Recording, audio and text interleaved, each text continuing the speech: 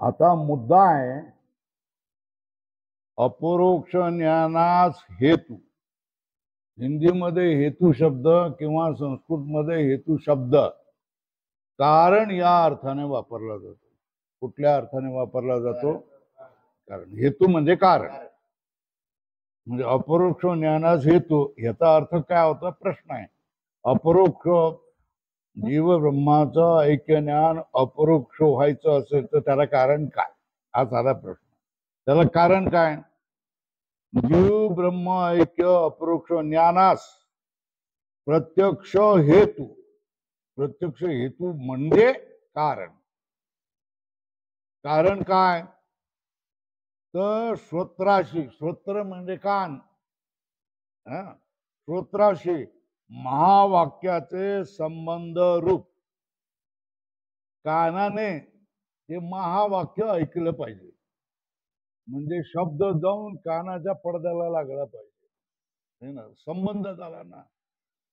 महावाक्याचे श्रोत्राशी महावाक्याचे संबंध रूप याला काय म्हणतात? प्रथम श्रवण. काय म्हणतात? तुम्हाला मिळालं का? पुस्तक मिळालं का? नाही मिळालं? आणलं नाही मग काय उपयोग आहे ना. तर कशाची गोष्ट चाललेली आहे? जीव ब्रह्म अपरोक्ष ज्ञान. जीव ब्रह्माचं अपरोक्ष ज्ञान होण्यासाठी प्रत्यक्ष कारण काय? तर कानाच्या पडद्यावर महावाक्य आदळलं पाहिजे, गेलं पाहिजे. बरोबर आहे. श्रोत्राशी महावाक्याचे संबंध रूप याला प्रथम श्रवण म्हणतात. काय प्रथम श्रवण म्हणजे काय? कर्णेंद्रियाशी महावाक्याचा संबंध आला पाहिजे. बरोबर आहे. म्हणजे कानाने महावाक्य कमीत कमी नुसतं ऐकलं तरी पाहिजे. ऐकलं, श्रवण आहे. म्हणजे थोडक्यात साधा अर्थ काय बोलला? सद्गुरूंनी केलेल्या महावाक्याचा उपदेश कानाने ऐकणे, अधोरेखा कर. काय? जीव आणि ब्रह्म ऐक्य ज्ञानाला प्रत्यक्ष कारण काय? गुरुनी केलेल्या महावाक्याचा उपदेश कानाने ऐकणे, याला अधोरेखा करा. आणि पॅराग्राफ मध्ये लिहा श्रवण.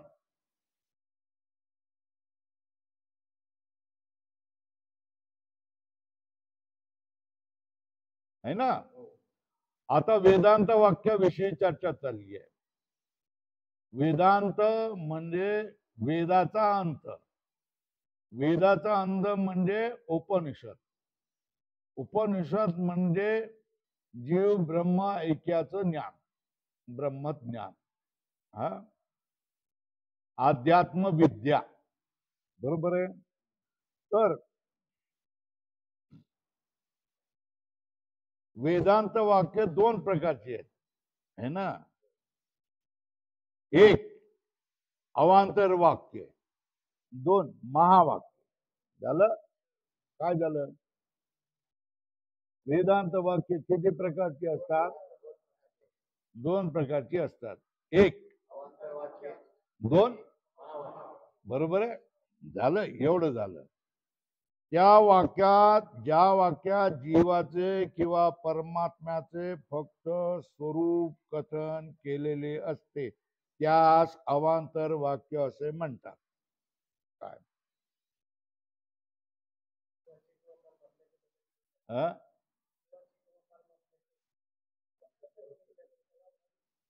अवांतर वाक्य म्हणजे काय? ज्या वाक्यात जीवाचं स्वरूप कथन केलेलं असतं, जीवाचं किंवा परमात्म्याचं फक्त स्वरूप कथन केलेले असते त्यास काय म्हणतात? अवांतर वाक्य म्हणतात, है ना. आणि ज्या वाक्यात जीव परमात्म्याची एकता प्रतिपादन केलेली असते त्यास महावाक्य म्हणतात. समजलं ना. पहिला काय? अवांतर वाक्य. जीवाचं स्वरूप ज्या ठिकाणी सांगितलंय त्याला काय अवांतर वाक्य म्हणायचं. जीव आणि ब्रह्माचं ऐक्य ज्या ठिकाणी सांगितलंय त्याला काय म्हणायचं? महावाक्य. महावाक्याचं महावाक्य पण काय? तत्वमसी छोटं वाक्य की है ना. हम ब्रह्मास्मी छोटं वाक्य की त्याला महावाक्य म्हटलेलं आहे. तर महावाक्य म्हटलेलं आहे तर त्याच्यामधलं त्याचा महानपणा काय आहे? त्याचा महानपणा काय समजलं पाहिजे ना. जो रडका आहे त्याला जर कोणी हसवत असेल तर त्याला मोठं म्हणायचं की नाही म्हणायचं? जो दुःखी आहे त्याला कोण सुखी करत असेल तर त्या सुखी करणाऱ्याला मोठं म्हणायचं की नाही? पोरग रडतंय है ना, काहीतरी आयडिया करून कल्पना करून चॉकलेट देऊन दुसरं घेऊन ते हसायला खेळायला लागलं तर मग तो आवडतो की नाही? आईला आवडतो की नाही तो माणूस? बरोबर आहे ना.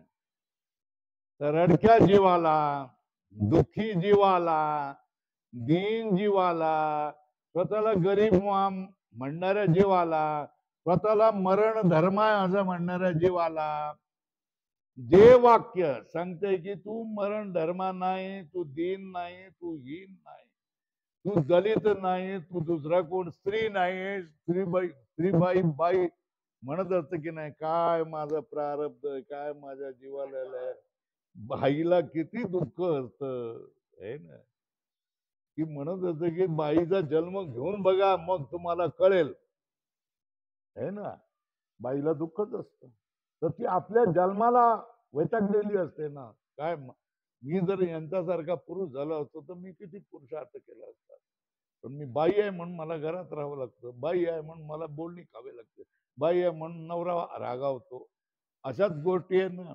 बाई आहे म्हणून काय केलं, मुलाला उदरात बाळगावं लागतं, बाई आहे म्हणून मुलाला जन्म द्यावा लागतो, बाई आहे म्हणून मुलांना काय करावं, हगणं मुतणं सगळं काढावं लागतं.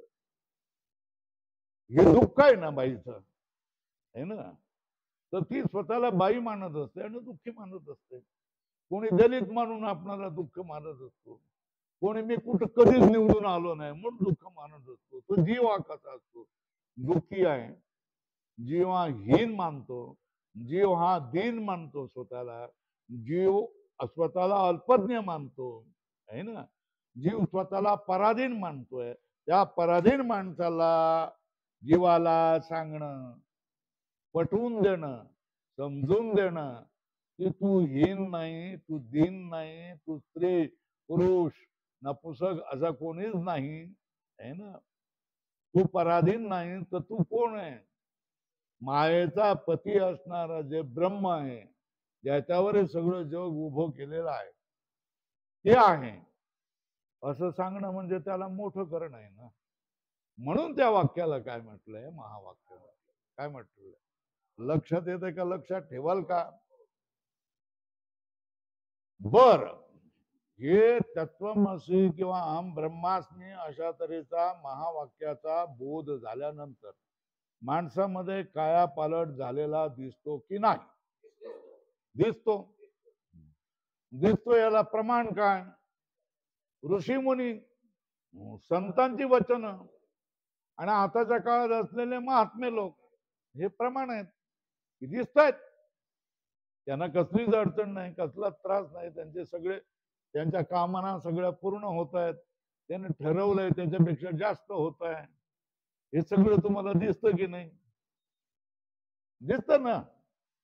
मग ते सुखी आहेत असंच म्हटलं पाहिजे ना. त्यांना कशाची चिंता नाही, कशाचीच दुःखी नाही. आपोआप चक्कर फिरतं तसं काय होतंय, काम होतंय असं त्यांचं आपोआपच होतंय सगळं असं वाटतं की नाही सांग है ना. तर महात्मेही आहेत ना है ना, ज्यांना कसली भविष्याची चिंता नाही, मरणाचं दुःख नाही, मरणाचं भय नाही. मग ते आजारीच पडत नाहीत का? आजारी पडतात ना, आजारी पडतात. औषधं घेतात की नाही? घेतात, घेतात ना है ना. पण ते दुसऱ्यासारखे रडत बसत नाही. मी काय सांगतो, जो सामान्य माणूस असेल, बोटभर दुःख असेल तर किती सांगेल तो, हातभर दाखवून देईल की नाही. महात्मे लोक हातभर दुःख असेल तर सांगतो काही चिंता करू नका, काही तुम्ही चिंता करू नका. त्याला दुःख आपलं सांगितलं की तो 10 माणसांना सांगणार आणि ती 10 माणसं आणखी 100 माणसांना सांगणार आणि एवढी माणसं स्वामीजी आजारी आहेत म्हणून बघायला इथे येणार. किती वेळ जायचं सांगा बरं, सांगा बरं. जाईल ना वेळ. प्रत्येक जण म्हणणार मला नाही सांगितलं, मला नाही सांगितलं, मला नाही सांगितलं, मला नाही सांगितलं. अरे स्वामीजी काय मेले नाही आहेत, आजारी आहे थोडस. मग आजारी आहेत थोडस का मी बी बघायला गेले असते. असंच स्पर्धा लागते की नाही. मग त्याच्यापेक्षा काय करायचं, आपला वेळ जातो आहे ना. ह्याची किती धावपळ होईल, मुचकुंदाची शुभम महाराजची धावपळ किती होऊन जाईल आहे ना. तेव्हा काय करायचं असतं, तर काय पालट झालेला आपणाला दिसतो की नाही, दुःख कमी झालेले दिसतात की नाही, त्रास क्लेश कमी झालेले दिसतात की नाही, भय चिंता ही कमी झालेली दिसतात की नाही, मागे झालेल्या गोष्टीचा द्वेष कमी होतो की नाही होतो, सोडून देतो तो, सोडून देतो. या गोष्टी आपल्याला दिसतात का नाही दिसतात, दिसतात. संत वचन, भगवद्गीतेची वचन, वेदांताची वचन श्रवण केल्यानंतर आपल्या जीवनामध्ये दृष्टीमध्ये फरक पडतो पडतो पडतो. आणि तुमचा दुसऱ्यांचा सोडून जा, तुमचा स्वतःचा अनुभव आहे की नाही, तुमचा स्वतःचा अनुभव आहे की नाही, तुमचा स्वतःचा अनुभव आहे की नाही, तुमचा स्वतःचा अनुभव आहे की नाही, तुमचा तुमचा स्वतःचा अनुभव आहे की नाही. फरक पडतो, फरक पडतो. आपल्या माणसाच्या व्यवहारामध्ये फरक पडतो. चला झालं ना. तर आता हे लक्षात आलं का, वेदांत वाक्य किती प्रकारचे आहेत. एक अवांतर वाक्य आणि 2 महावाक्य.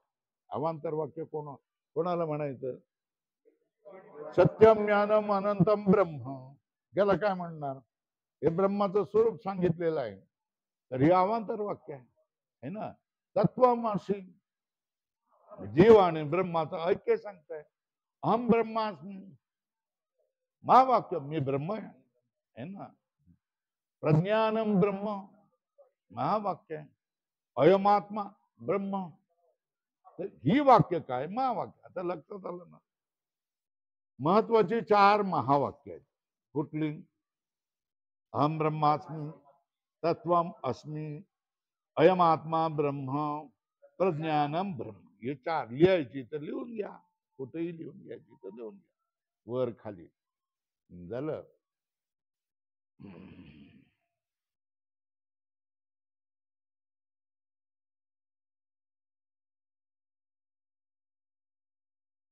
लिहून घेतली 4 वाक्य कुठली, अहम ब्रह्मास्मी, तत्वम अस्मी, अयमात्मा ब्रह्म, प्रज्ञानम ब्रह्म. याच्यासारखे आणखी कितीही वाक्य आहेत. आता ज्यावेळेला अवांतर वाक्याचं तुम्ही श्रवण केलं तर आपणाला काय ज्ञान होतं, जे ब्रह्म आहे बाबा, आहे ब्रह्म आहे असं ज्ञान होतं.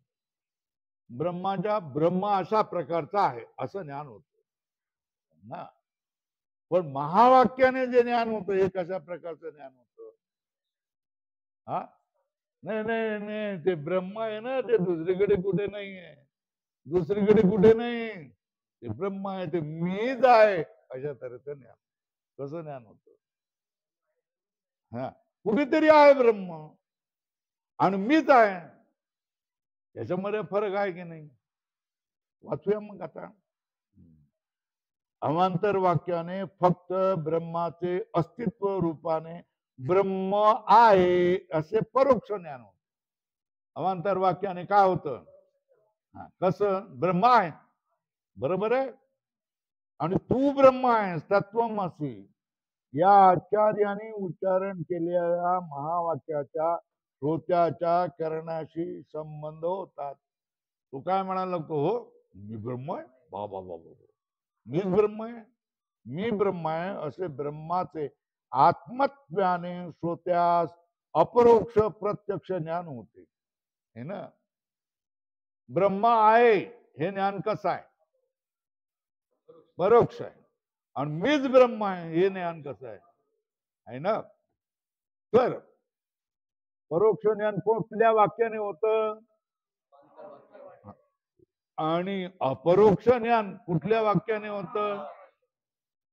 अपरोक्ष मतलब आपल्या पलीकडे नाही, आपल्याला स्वतःला साक्षात होणारं ज्ञान, याला अपरोक्ष म्हणतात. आणि परोक्ष म्हणजे आपल्या पलीकडे. बरोबर आहे.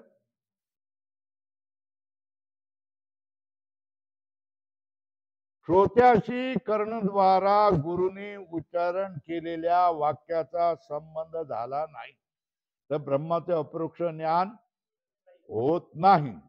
यावरून श्रोत्र संबंधी महावाक्यच अपरोक्ष ज्ञानास हेतू आहे आणि श्रोत्याशी अवांतर वाक्याचे श्रवण परोक्ष ज्ञानास हेतू आहे. यावरून अपरोक्ष ज्ञानास महावाक्यच हेतू आहे हे सिद्ध झाले. अधोरेखा करा है ना.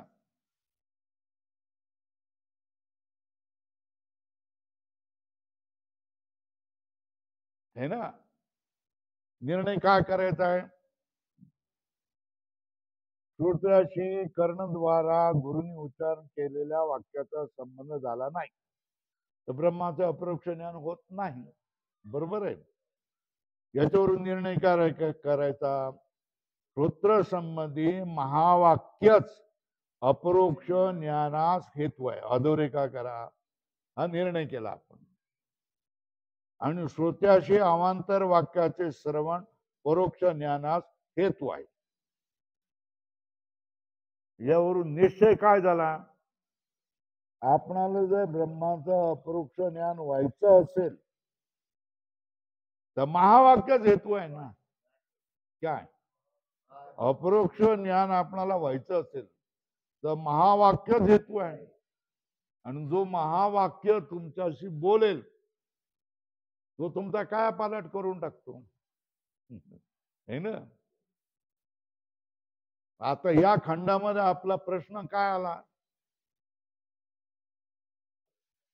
जीव आणि ब्रह्म याचं जर अपरोक्ष ज्ञान आपल्याला व्हायचं असेल तर त्याला साक्षात कारण कोण आहे हा आपल्या समोरचा प्रश्न.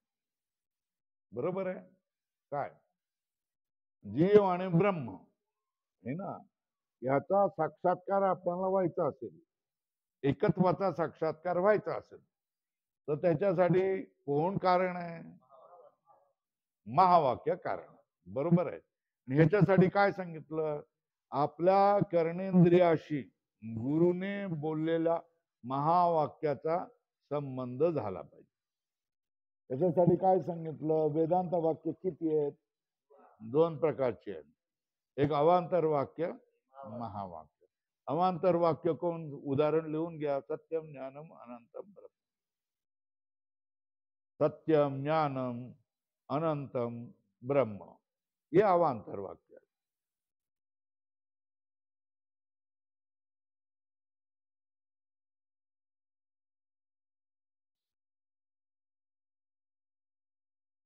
आणि महावाक्य कुठलं आहे मग.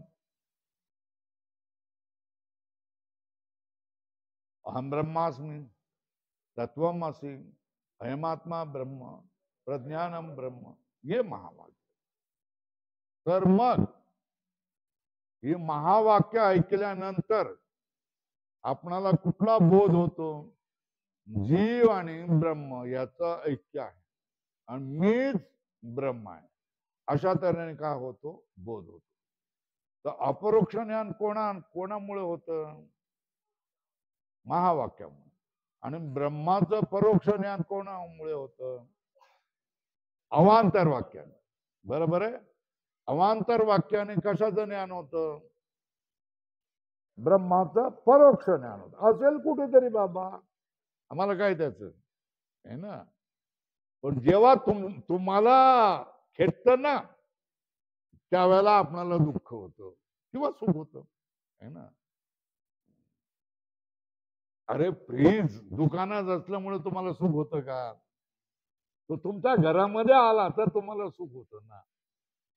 सोनाराच्या ह्याच्यामध्ये पेटीमध्ये कितीतरी दागिने असतात ना, आणि तो स्वतः घडवत पण असतो ना, पण तो नवऱ्याने आपल्या गळ्यामध्ये आणून तो सोन्याचा हार दिला, तर मग आपणाला त्याचं सुख होतं.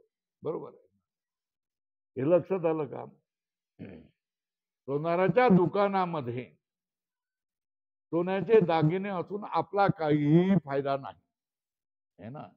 तशा तऱ्हेने ब्रह्म कुठेतरी असून आहे बाबा ब्रह्म, आपला काही फायदा नाही, है ना?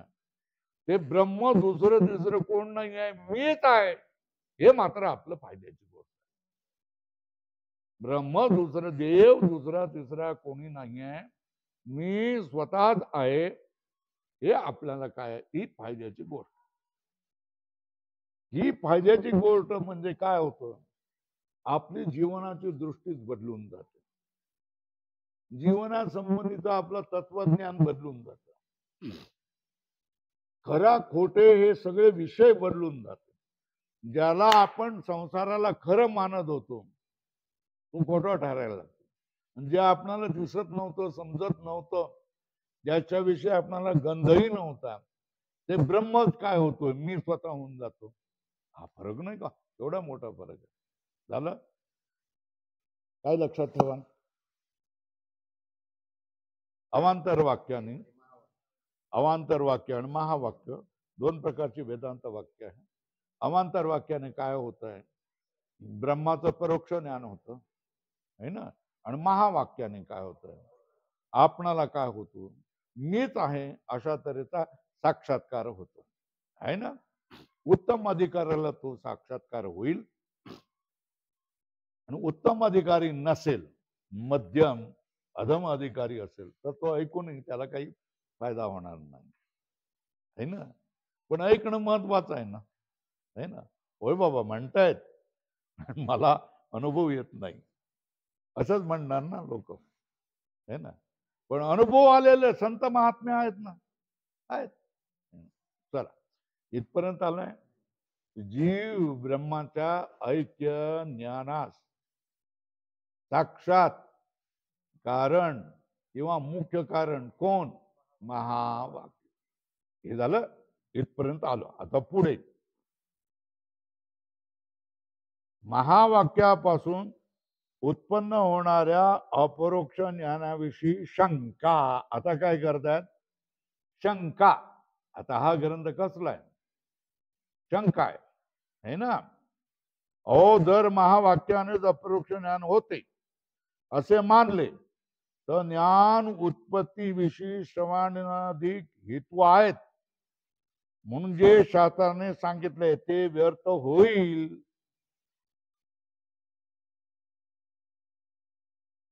हे ना, काय सांगितलं, अजूनपर्यंत आपण काय केलेलं आहे, तत्व तत्वम पदार्थ शोधनम, अंतरंग, श्रवण मदन, निधिध्यासन, हे पण आहेत बहिरंग, हे सगळे अंतरंग, बाकीचे बहिरंग, असा सगळं विचार केलंय ना.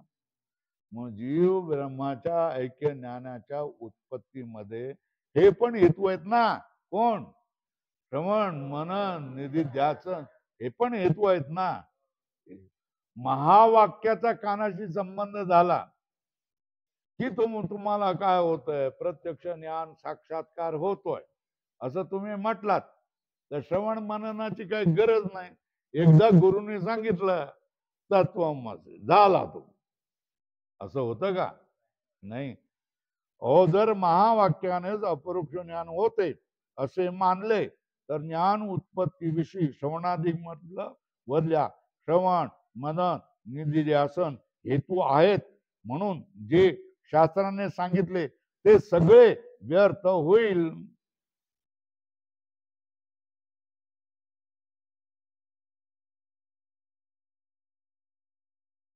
पण सिद्धांती काय सांगेल, अरे बाबा वर सांगितलेलं नाही का, श्रवण मनन निधिध्यासनाचा असंभावना निवृत्तीमध्ये उपयोग आहे, म्हणून त्याच्यामध्ये व्यर्थत्व नाही असं वर तुम्ही सांगितलंय की नाही, काय सांगितलंय,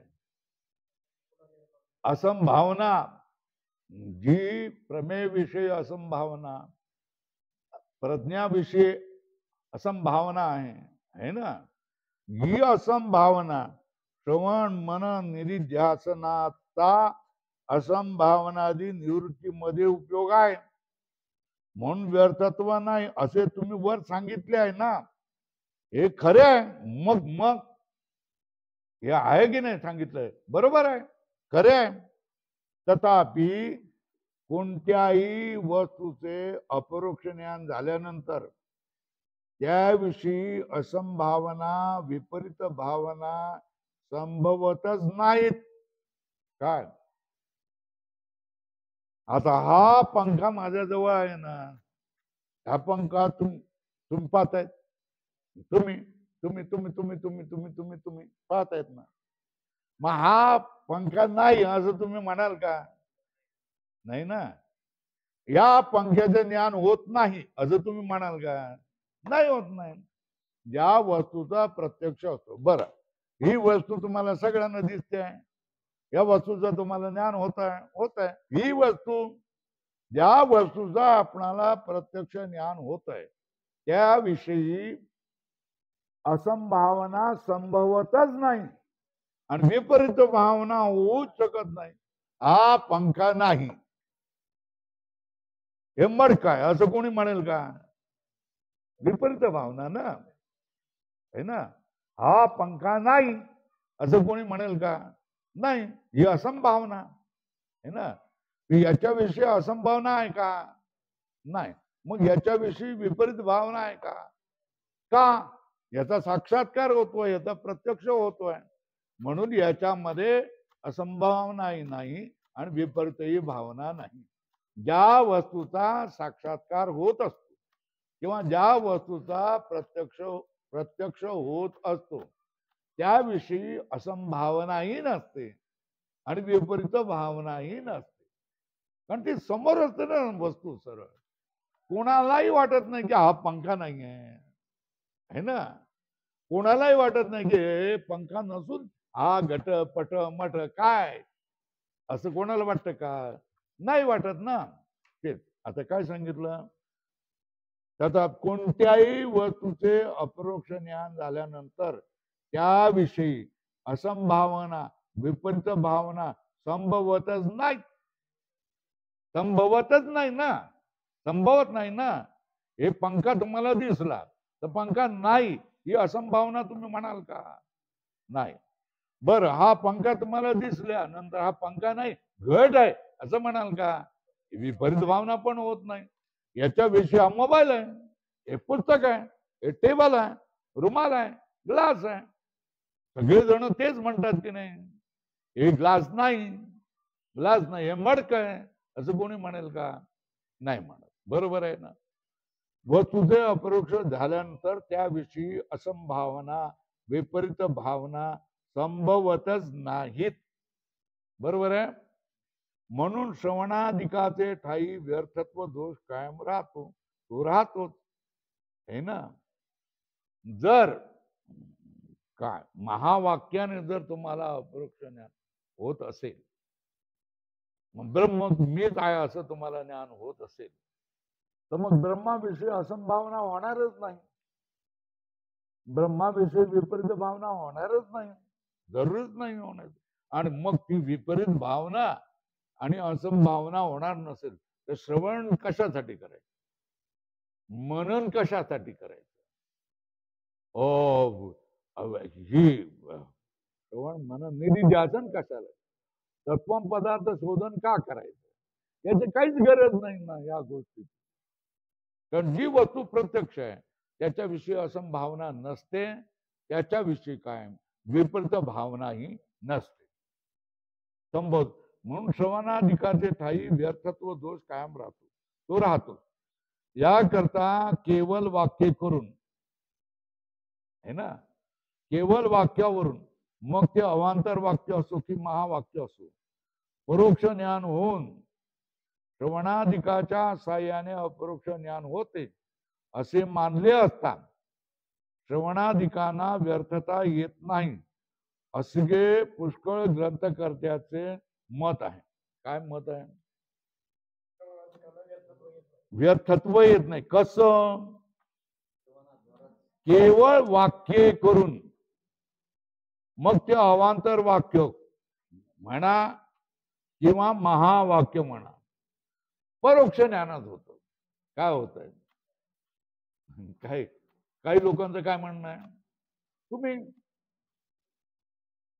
अवांतर वाक्य म्हणा की महावाक्य म्हणा, पहिला प्रथम काय होतंय, परोक्ष ज्ञानच होत है ना, होतं की नाही? आता तुम्ही किती वर्षापासून सत्संगामध्ये आहेत? 4-5 वर्ष तरी आहे. 1900 अगोदर पासून आहे. त्याच्या अगोदर कीर्तन बिर्तन तर करायचं, बरोबर आहे ना? तर हे शब्द तुमच्या कानावर पडलेले आहेत, है ना, त्याच्यामुळे तुम्हाला समजतंय. पण नवा आलेला तो आमचा जरांगे पाटील, कार्तिक पाटील, त्या कार्तिक पाटीलला सांगितलं सत्यम ज्ञानम अनंतम ब्रह्म, ब्रह्म सत्य ज्ञान अनंत. म्हणाला असेल बाबा, ठीक आहे, असू देत, परोक्ष ज्ञान झालं. तत्वम तत्वम असे असं त्याला सांगितलं. तर तो म्हणाला ठीक आहे, मी ब्रह्म आहे. तुम्ही म्हणतायत गुरुजी आहेत, म्हणतायत तर मी ब्रह्म आहे. पण त्याने मनाने धरलेलं नसतं. काय नाही धरलेलं. मनाने धरणं हे महत्वाचं आहे. गोष्ट ऐकणं आणि मनाने धरणं याच्यात फरक आहे का नाही आहे? हा, ऐकणं आणि मनाने धरणं याच्यामध्ये फरक आहे का नाही है ना? ऐकत असताना आता आपण मृदुंगाचाही आवाज ऐकतोय की नाही? आपण ऐकतोय ना, ते बोल आहेत है ना, पण ते मनाने आपण धरत नाहीत है ना.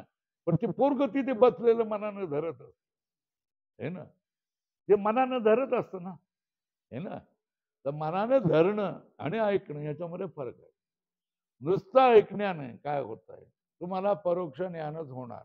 मग तुम्ही अवांतर वाक्य ऐका, नाही तर महावाक्य ऐका, हे तुम्हाला काय करावं लागणार. नुसतं ऐकलं, कोणी ऐकलं, हे पुस्तक लिहिलेलं आहे ना, हे पुस्तक तुम्ही लावायचा प्रयत्न केला एकटा, काय समजणार आहे तुम्हाला? सांगा, नाही समजत आहे ना. मग त्याच्यासाठी काय करावं लागतं? मग त्याच्यासाठी श्रवण, आणि ते सुद्धा श्रवण असं नाही ऐरा गैरायचं, नुसतं गुरु नाही. कारण कोणी शिकवणाऱ्याला आपण गुरुच म्हणतो है ना. तर सद्गुरु, नुसता सद्गुरु नाही, श्रोत्रिय आणि ब्रह्मावर निष्ठा असणारा, श्रोत्रिय ब्रह्मनिष्ठ असं म्हटलंय ना. तद्विज्ञानाय गुरुम एव अभिगच्छेत श्रोत्रियम ब्रह्मनिष्ठम समितपाणी. हातामध्ये लाकडं घेऊन जाऊन त्याची सेवा करा. त्याच्या घराला, आश्रमाला लाकडं लागतात ना, सेवा करण्यासाठी लाकडं घेऊन जायची. पण कशासाठी जायचं? श्रोत्रिय ब्रह्मनिष्ठ, वेदाला जाणतोय का? वेदांत शिकून घेतलेला आहे का? स्वतः शिकलेला आहे का? आणि ब्रह्मावर निष्ठा असली पाहिजे. ब्रह्मनिष्ठ आहे पण काय करतात, तिकडे जात आहेत, तर त्याचा काय उपयोग नाही है ना. अशा माणसा जवळ बसून दीर्घकाळ तुम्ही श्रवण मनन निधिध्यासन असं केलं तर तुम्हाला ते काय होतंय, हळूहळू हा बोध कसा जात जातो, जिरत जातो. कसा? उदाहरण माऊली सांगतील, सांगा कसं. हळूहळू ढाळे ढाळे, बरोबर महाराजांनी सांगितलं, हळूहळू ढाळे ढाळे. पण त्याच्यासाठी उदाहरण सांगितलं पाहिजे, आणि त्या महिलाच सांगू शकतात. सांगा, हळूहळू ढाळे ढाळेच उदाहरण. अहो बघा, तुम्ही आवळा गुळाच्या पाकात टाकला तर त्याच दिवशी खाल्लं तर तुम्हाला काय लागणार? आंबट लागणार ना. मग त्याच्यासाठी हळूहळू ढाळे ढाळे म्हणजे किती? कमीत कमी महिना, 2 महिना, 3 महिना तर ना.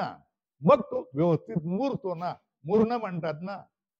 लोणचं पहिल्याच दिवशी तुम्ही काय केलं, तेल, मीठ, मिरची, राई सगळं हेंग याच्यामध्ये टाकून लोणचं बनवलं आणि ते पहिल्याच दिवशी वाढलं तर काय होणार आहे? कच्च्या कैरी सारखंच लागणार ना. मग हळूहळू ढाळे ढाळे एक एक दिवस, 2 दिवस, 3 दिवस, 4, 10, 15, 1 महिना, 10 महिन्यानंतर काय होतं ते मरत. संतांनी म्हटलेलं हळूहळू ढाळे ढाळे याचा अर्थ समजलं का? बायानं तो जास्त चांगल्या तऱ्हेने समजतो, कारण मुरांबा त्यांना करायचा असतो आणि लोणचंही त्यांना करायचं असतं. तर तो भाग आहे. असं नाही तुम्ही रस्त्यामध्ये जाता तत्वमसी, त्या काय उपयोग आहे त्याचा होणार आहे? नाही होणार. म्हणून नुसत्या महावाक्याने काय होतं का? नाही होत. मग काय करावं लागतं? सद्गुरू जवळ बसून श्रवण करावं लागतं, मनन करावं लागतं, निधिध्यासन करावं लागतं, तत्वम पदार्थाचं शोधन कसं करायचं हे शिकावं लागतं, मग ज्ञान होतं, असं काही लोकांचं म्हणणं आहे. शंकेखोराने काय सांगितलं, असं काही लोक म्हणतात. आता काय सांगतात ते बघूया.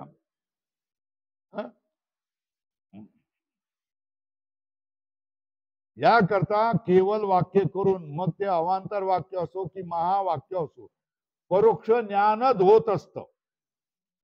कुणीही नव्या माणसाला तुम्ही तत्वमसी वाक्य सांगा, काही उपयोग नाही. सत्यम ज्ञानम अनंतम ब्रह्म म्हणा, काय असेल बाबा, ठीक आहे, तू म्हणतोयस, मोठा माणूस आहे, म्हणतोय, ठीक आहे, असंच म्हणेल ना तो. परोक्ष ज्ञान होते. श्रवणाधिकांच्या साहाय्याने, अधिक श्रवण मनन निधी ध्यासन तत्वम पदार्थ शोधन साहाय्याने अपरोक्ष ज्ञान होते. अधोरेखा करा असे मानले असता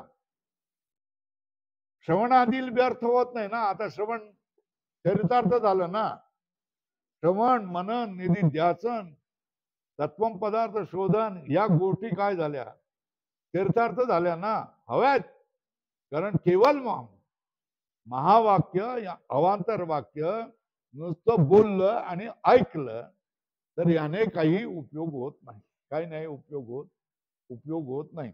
तर त्याच्यासाठी श्रवण करावा लागेल, तुम्ही घरी जाऊन मनन करावा लागेल आणि थोडासा आपल्याचं चिंतन करावं लागेल ना.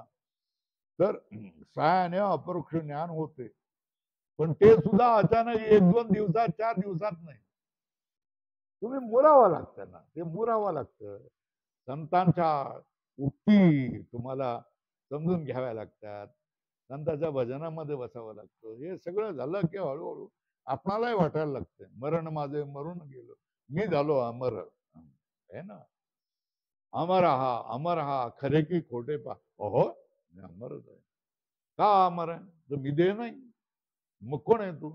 मी आत्मा आहे. होय, बरोबर आहे, अमर आहे. मला मरणाचा भय नाही. का मरणाचं भय नाही?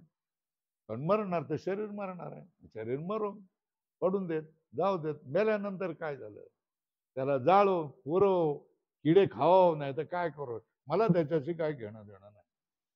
हे हाडकं आवडतात ना, ते मला नाही सावडलं तरी हरकत नाही. आणि ती पैठणच्या गंगेमध्ये नाही वाहिली तरी हरकत नाही. माझं श्राद्ध नाही केलं तरी हरकत नाही. का?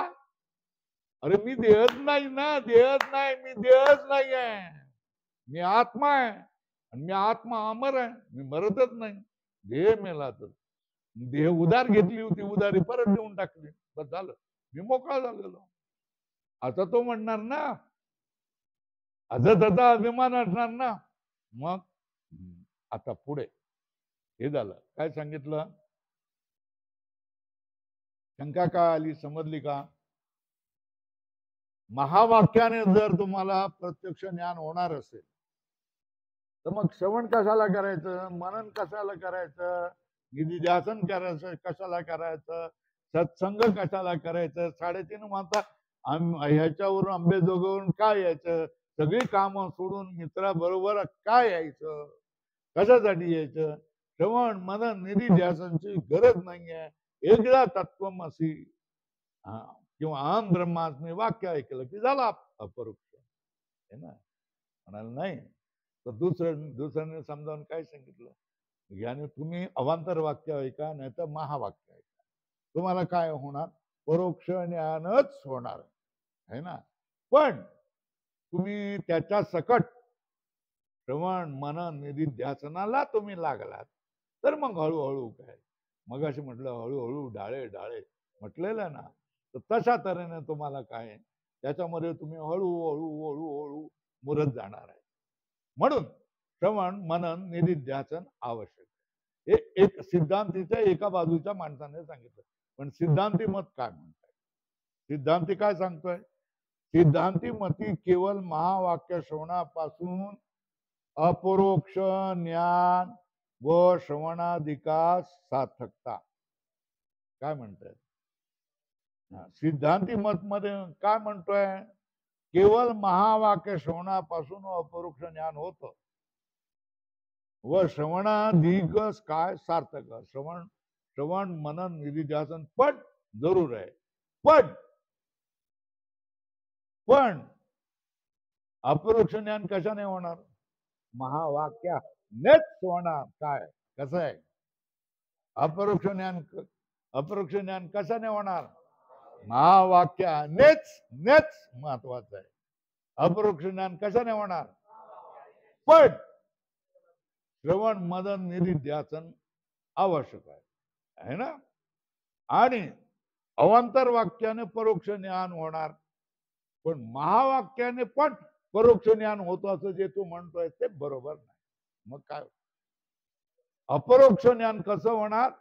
महावाक्यानेच अपरोक्ष ज्ञान होतं, पण श्रवण मनन निधिध्यासन या गोष्टी सुद्धा जरूर आहे. त्या सार्थक आहे, अनर्थक नाही, व्यर्थ नाही. हे सिद्धांताचं मत. बघूया. हे पूर्व पक्षीचे म्हणणे बरोबर नाही.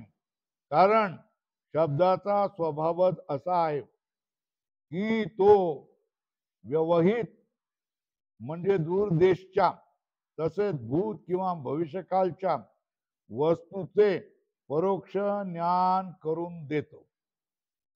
काय हे ना, काय सांगतोय?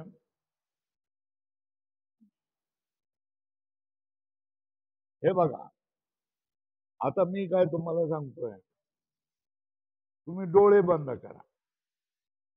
हा केलेत ना? आता मी बोलतोय, हा इथे घट आहे बरं का, हा इथे पट आहे आणि हा इथे मठ आहे. आता तुम्हाला काय ज्ञान झालं? परोक्ष ज्ञानच झालं ना. तर शब्द तुम्ही काही बोललात तर त्याने परोक्ष ज्ञानच होत. काय? आणि तुम्ही डोळे मिटलात तर हा पंखा आहे बरं का, असेल बाबा असंच तुम्ही म्हणणार ना. काय म्हणणार? असेल बाबा असं म्हणणार. पण तुम्हाला प्रत्यक्ष होत नाही, अपरोक्ष ज्ञान होत नाही. शब्दाचं हे सामर्थ्य आहे की तो तुम्हाला काय करून देतो? परोक्ष की अपरोक्ष? परोक्ष ज्ञानच करून देतो. शब्दाची ताकद एवढीच आहे. काय? तो परोक्ष ज्ञानच करून देतो. तो व्यवहित म्हणजे दूर देशच्या तसेच भूतकाळातल्या किंवा भविष्य काळाच्या वस्तूचे परोक्ष ज्ञान करून देतो. अधोरेखा करा. कोणाचा? शब्दाचा स्वभाव आहे की तुम्ही वर्तमान भूत भविष्यात कुठल्याही वस्तूचं उच्चारण केलं की तो शब्द तुम्हाला कशाचं ज्ञान करून देतो? परोक्ष ज्ञानच करून देतो. का? तो त्याचा स्वभाव आहे ना. कोणाचा स्वभाव आहे? शब्दाचा स्वभाव आहे ना. शब्द म्हणजे ध्वनी ऐकता ना, त्याचा स्वभाव आहे. तो तुम्हाला परोक्ष ज्ञान करून देतो. बरोबर आहे.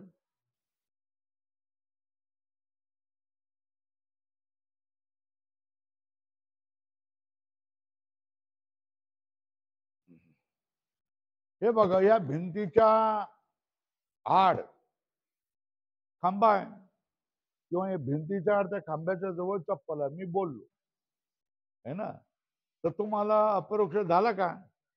नाही झालं ना. याला म्हणतात व्यवहित वस्तू. काय म्हणतात? ती वस्तू आणि मी याच्यामध्ये काय व्यवधान आहे है ना. मध्ये काय आहे? मध्ये भिंत आहे. भिंत ही व्यवधान आहे ना. तर ती मला वस्तू दिसत नाही. पण मी बोललो असेल बाबा, चप्पल बिप्पल कोणाचं तरी असेल, है ना, बरोबर आहे ना. पण जर मी बघितलं तर अरे ते माझं चप्पल आहे, कुत्रा खातोय असं म्हणेल ना, हे अपरोक्ष झालं, है ना. डोळ्याने काय होतं, अपरोक्ष होतं. पण शब्दाने काय होतं, परोक्ष ज्ञान. लक्षात येते का? चला,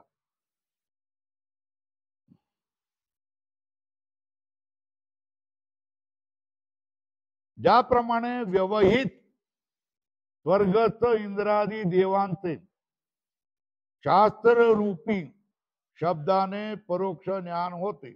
आता मी तुम्हाला सांगितलं है ना,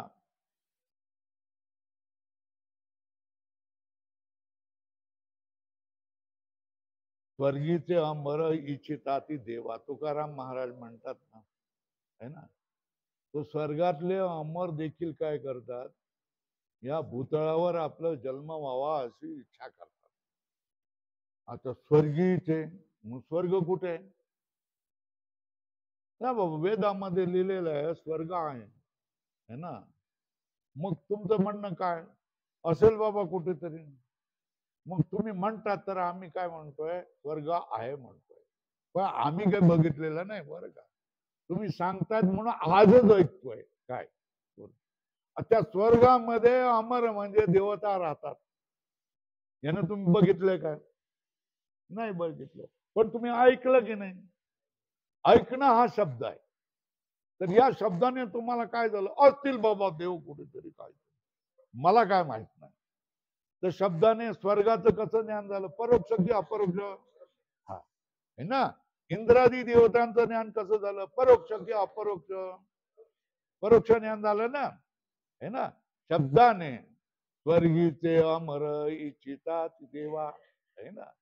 या ठिकाणी स्वर्ग आणि अमर हे दोन्ही नाव शब्दाने तुम्हाला काय झालं, परोक्ष ज्ञान झालं. तर शब्द काय करत असतो, तुम्हाला परोक्ष ज्ञान देत असतो, बरोबर आहे. व्यवहित, ज्याप्रमाणे व्यवहित स्वर्गस्थ इंद्रादी देवांचे शास्त्ररूपी शब्दाने परोक्ष ज्ञान होते, व्यवहित वस्तूंचे शब्दाने अपरोक्ष ज्ञान केव्हाही होत नाही व होणेही शक्य नाही. ती वस्तू आणि आपण याच्यामध्ये जर व्यवधान असेल, है ना, खूप अंतर असेल, तर त्याचं शब्दाने अपरोक्ष ज्ञान कधीही होणार नाही, बरोबर आहे. शब्दाने परोक्ष ज्ञान होते, व्यवहित वस्तूचे शब्दाने अपरोक्ष ज्ञान केव्हाही होत नाही व होणेही शक्य नाही. अव्यवहित वस्तूचे देखील शब्द परोक्ष व अपरोक्ष असे दोन्ही प्रकारचे ज्ञान करून देतो, है ना. हे बघा, डोळे मिटा, है ना. आता हा पंखा आहे, तर हे काय झालं, हे झालं परोक्ष ज्ञान झालं, है ना. शब्द ऐकला, हा पंखा आहे, हा असेल बाबा. पण डोळे उघडल्यानंतर तुम्हाला हा शब्द आहे म्हटलं तर हो हो बरोबर आहे, हा शब्द, हा पंखा आहे, हे ज्ञान होतंय की नाही. तेव्हा अव्यवहित वस्तूचं म्हणजे मध्ये अडथळा असणाऱ्या वस्तूचं केवळ आणि केवळ काय होतं, परोक्ष ज्ञानच होत, है ना. पण जिथे व्यवधान नाही आहे आणि ती वस्तू जर तुमच्या समोर असेल, तर त्या वस्तूचं ज्ञान कसं होतं, परोक्ष पण होतं, अपरोक्ष पण. कसं होतं, परोक्ष पण होतं, अपरोक्ष पण होतं. हा,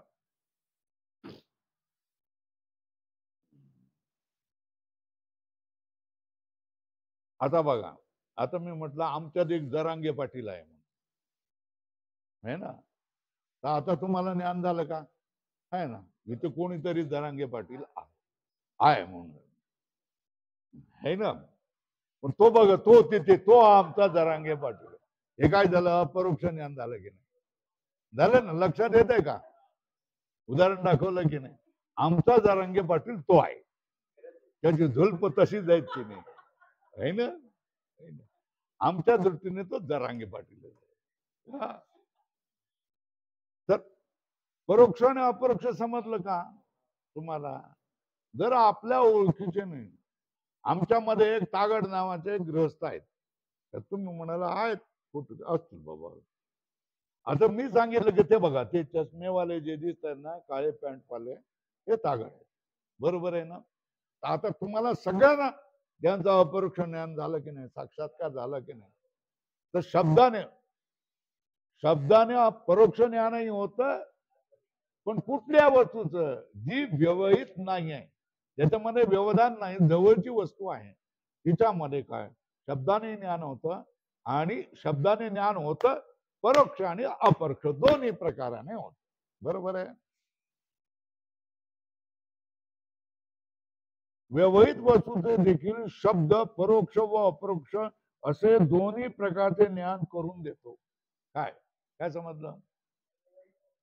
अव्यवहित म्हणलं ज्याच्यामध्ये मध्ये काही अंतराय नाही, मध्ये व्यवधान नाही, मध्ये अडथळा नाही, अशी जी वस्तू आहे, समोर असलेली वस्तू आहे ना, जी दूर नाही, किंवा ज्याच्यात ती वस्तू आणि तुम्ही याच्यामध्ये अडथळा. आता या ठिकाणी विठ्ठल बाबा मला बाप दिसत आहेत, पण माय दिसत नाही. मग ती मायला कोणीतरी नेलं की काय वाटतं ना, है ना? तर हे म्हणतील अहो मी आत्ता पूजा करून आलेला आहे तिथे, माय पण आहे ना. मग आता हे मला ज्ञान झालं, हे कोणाचं? परोक्ष ज्ञान, बरोबर आहे ना? आणि तो अडथळा बाजूला केला आणि ते मायबाप दिसले, मग काय झालं? अपरोक्ष. हे लक्षात येत आहे. वेगवेगळ्या प्रकाराने मी तुम्हाला समजावून सांगण्याचं काम करतो. निर्णय काय झाला? व्यवहित वस्तू आणि अव्यवहित वस्तू. व्यवहित वस्तू म्हणजे अडथळा असलेली वस्तू, तुमचा डोळा आणि ती वस्तू ह्याच्यामध्ये काहीतरी अडथळा आहे, याला काय म्हणायचं? व्यवहित वस्तू. तुमचा डोळा आणि ती वस्तू याच्यामध्ये जर काय व्यवधान नसेल तर त्याला काय म्हणायचं? अव्यवहित आहे ना, समोर असलेली वस्तू आहे ना. तर तुमच्या समोर नसलेल्या वस्तूचं नेहमीच शब्दाने काय होत आहे? कसं ज्ञान होतं? परोक्ष ज्ञानच होतं. कसं?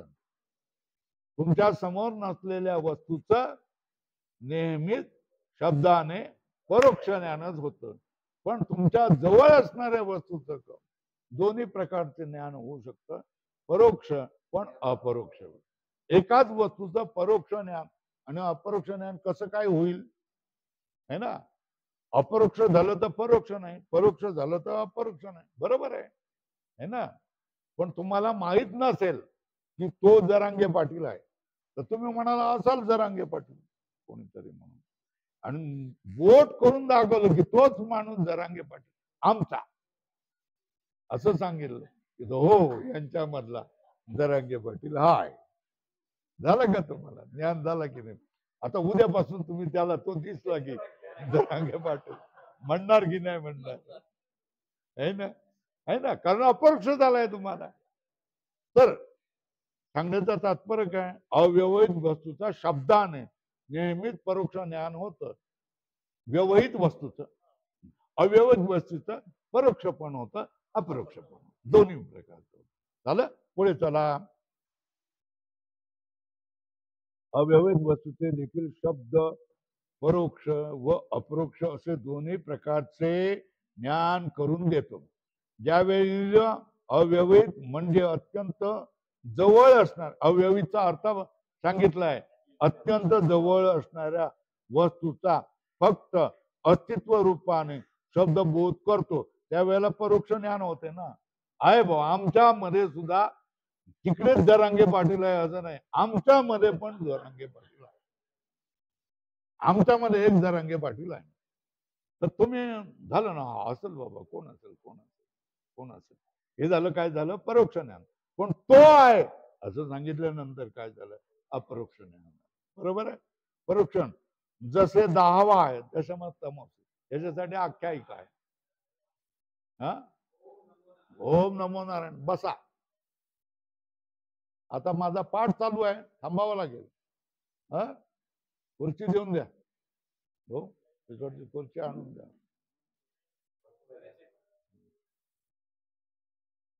मग कठीणच आहे बाबा. ठीक आहे.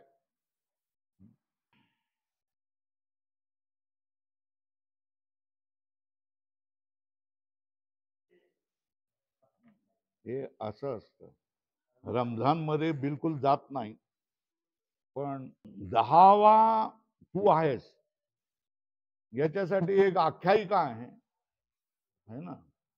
एकदा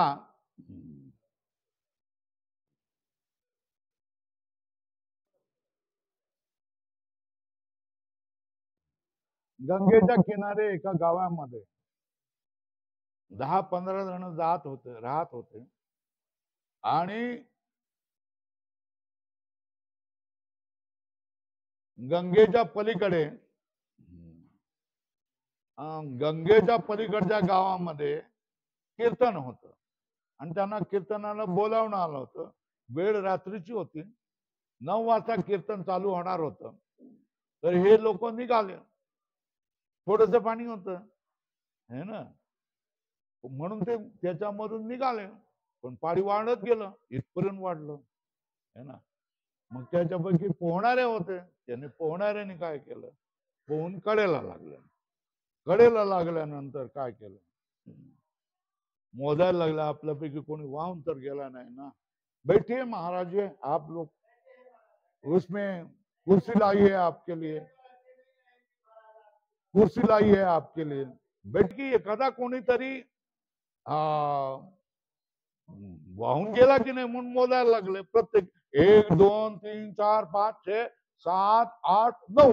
अरे 9, 10वा कुठे ना. पुन्हा उलटे तू मोजून घे.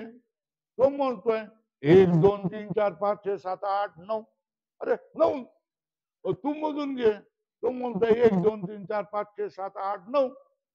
10वा कुठे, 10वा कुठे हे त्यांना म्हणून ते रडारड सुरू झाली त्यांची. 10वा एक कोणतरी मेला. आता जसे महात्मा लोक आले तशा तऱ्हेने काय करत, एक महात्मा त्या वाटेने आलं. काय बाबा कशाला रडतायत तुम्ही?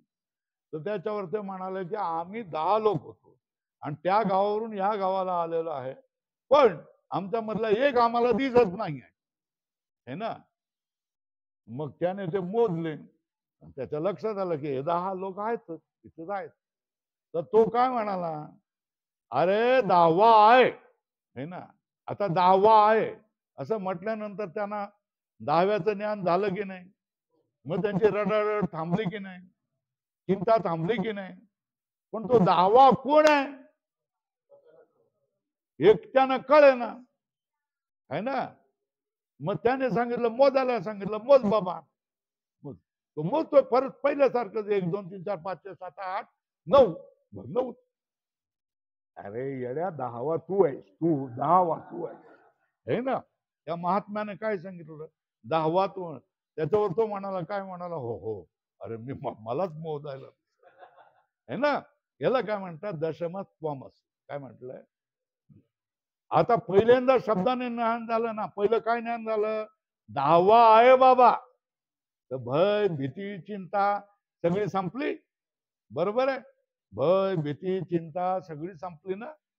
आणि ज्यावेळेला सांगितलं की 10वा तू आहे, त्यावेळेला त्यांना काय झालं, प्रत्यक्ष ज्ञान झालं ना. हो हो. मग पूर्णपणे अपरोक्ष ज्ञान झालं की 10वा कोण आहे ना. पहिल्यांदा काय वाटत होतं, 10वा आहे ठीक आहे, पण 10वा कोण आहे, आम्ही तर 9च मोजतोय है ना.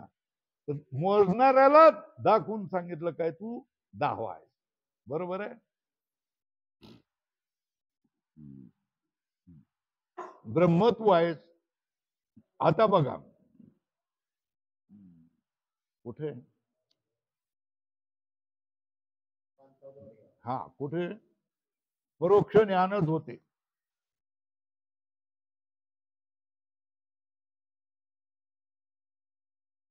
त्यावेळी परोक्ष ज्ञानच होते. जसे 10वा आहे या वाक्यापासून 10व्याच्या पुरुषाचे अस्तित्व रूपाने परोक्ष ज्ञान आहे बाबा. 10वा कुठेतरी असत है ना. आणि ज्या वेळेला अव्यवहित वस्तू ही आहे, ज्याचा आपल्याला नाही आहे तो दावा तू आहेस ही आहे असा शब्द बोध करतो, तेव्हा त्या वस्तूचे अपरोक्ष ज्ञान आहे ना. नुसतं दावा आहे असं म्हटल्यानंतर काय होतं, परोक्ष. पण दावा हाय असं ज्या वेळेला करतो त्यावेळेला त्याचं ज्ञान काय होत आहे, अपरोक्ष ज्ञान करतो.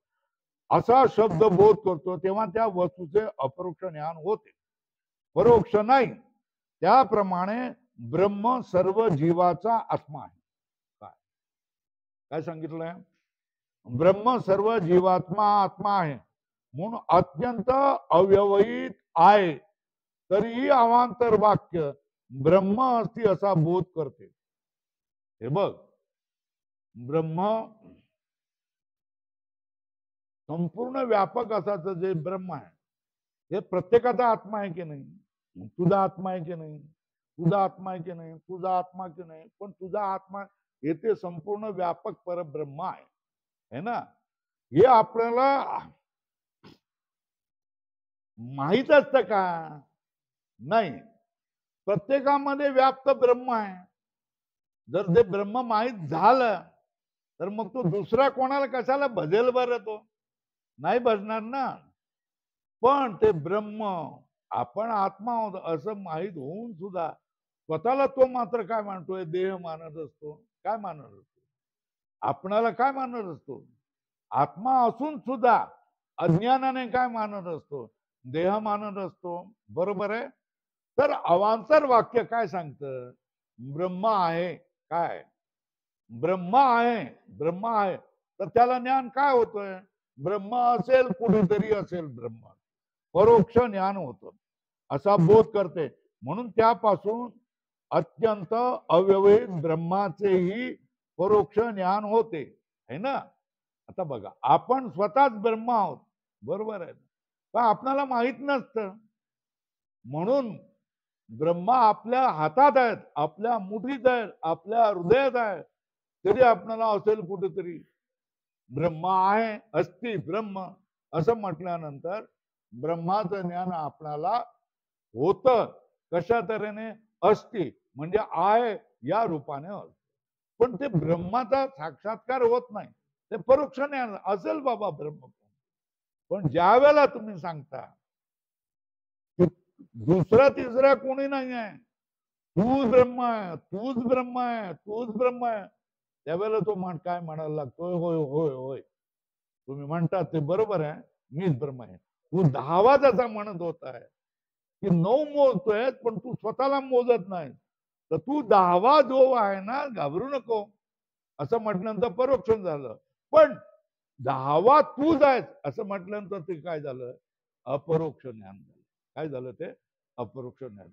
अशाच तऱ्हेने आपण स्वतः ब्रह्म असून सुद्धा ब्रह्म आहे असं नंतर आपणाला काय होतं बोध, असेल बाबा कुठेतरी ब्रह्म. बोला त्याची कशी काय पूजा अर्चा करायची सांगा बरं, परोक्ष ज्ञान होतं.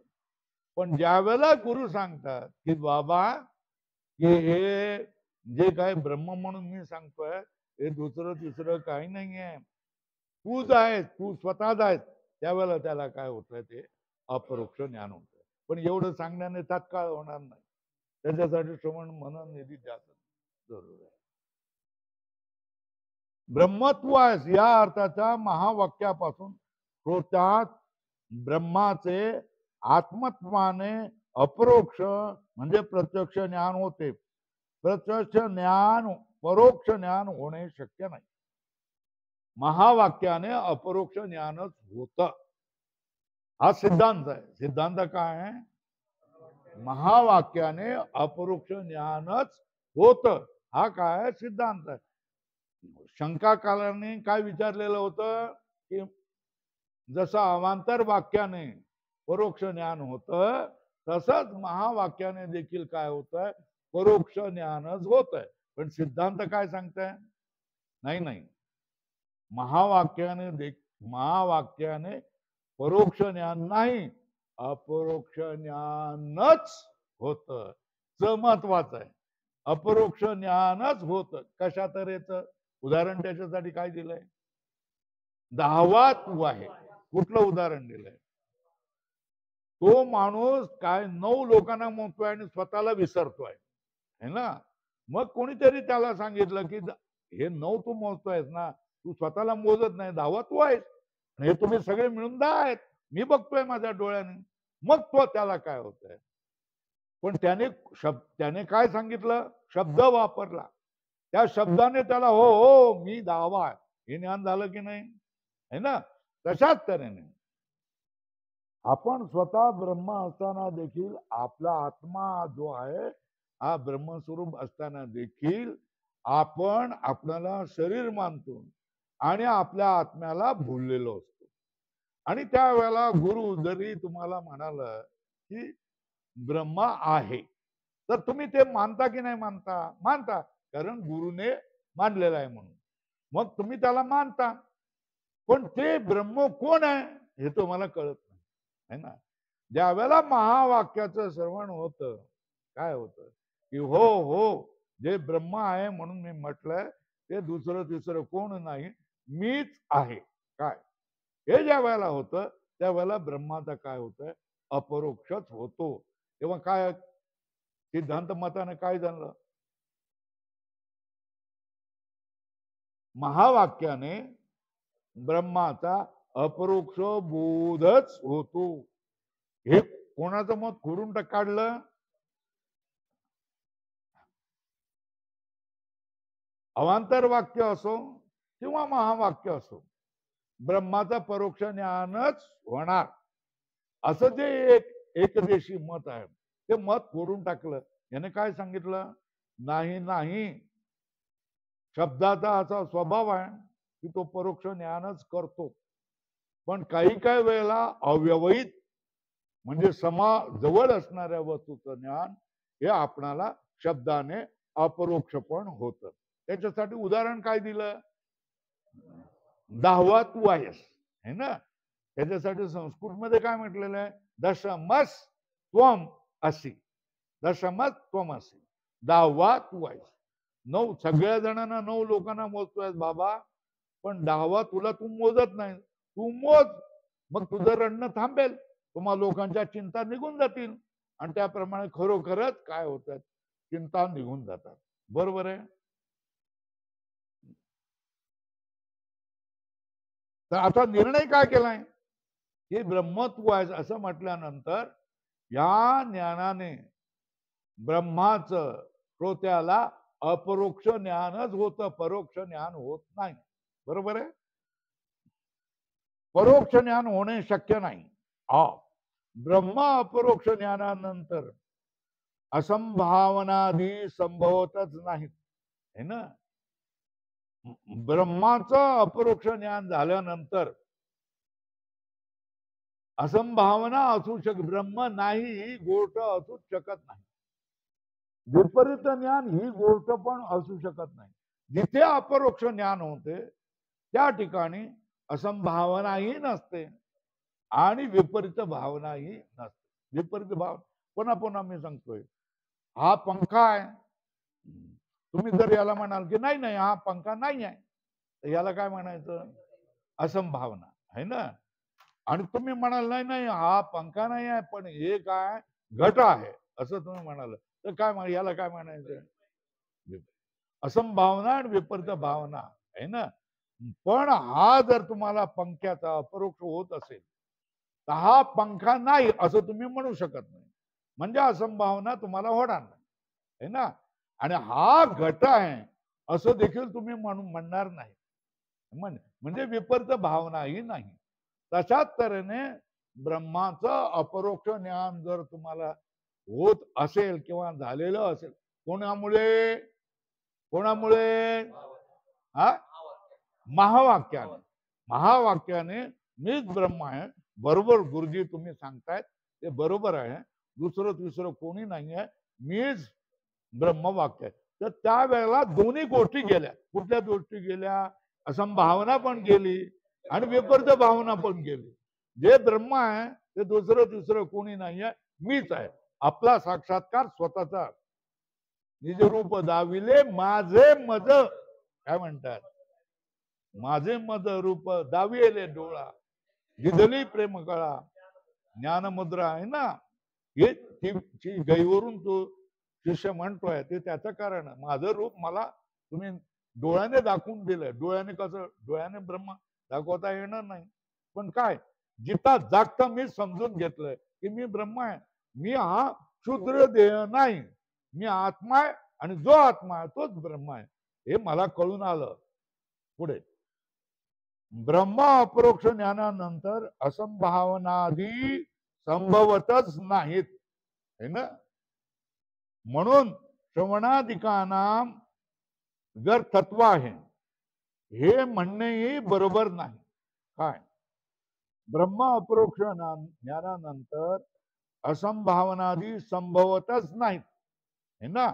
म्हणून श्रवणाधिकानाम व्यर्थत्व आहे, हे म्हणणे बरोबर नाही. कोणी म्हटलेलं आहे हे म्हणणं? कोणी म्हटलेलं आहे? पूर्व पक्षाने म्हटलेलं आहे. ब्रह्माचा जर अपरोक्ष झाला तुम्हाला तर असंभावना राहणार नाही, विपरीत भावनाही राहणार नाही. बोलतोय की हे म्हणणं बरोबर नाही तुमचं. ब्रह्माचा जर प्रत्यक्ष झाला तर असंभावनाही राहणार नाही आणि विपरीत भावनाही राहणार नाही. हे कोणी म्हटलेलं आहे? पूर्व पक्षाने. पण सिद्धांती काय सांगतं की हे म्हणणं तुमचं बरोबर. कसं बरोबर नाही?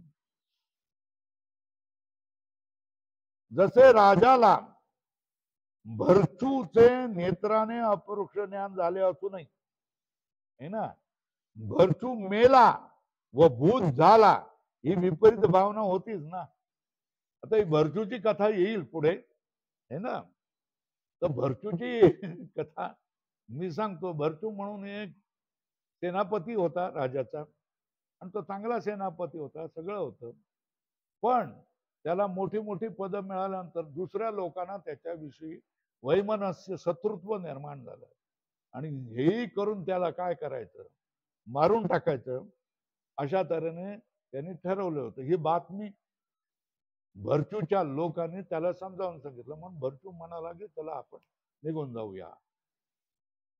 तर तो जंगलामध्ये जाऊन एका कुटियामध्ये करून जंगलामध्ये जाऊन राहायला लागला, है ना. आता त्या राजाच्या दुसऱ्या लोकांनी काय केलं की भरचू मेला क्या, आणि तो भूत झालेला आहे, अशा तऱ्हेने सांगितलं. काय सांगितलं? भरचू मेला आणि भूत झालाय. आता बघा, आता त्या राजा एक दिवस शिकार करण्यासाठी त्या जंगलामध्ये गेला. तर त्या ठिकाणी त्याला आपला भरचूच दिसला. पण लोकांनी त्याच्या मनात काय भरवलं होतं? भरचू मेला आणि भूत झाला.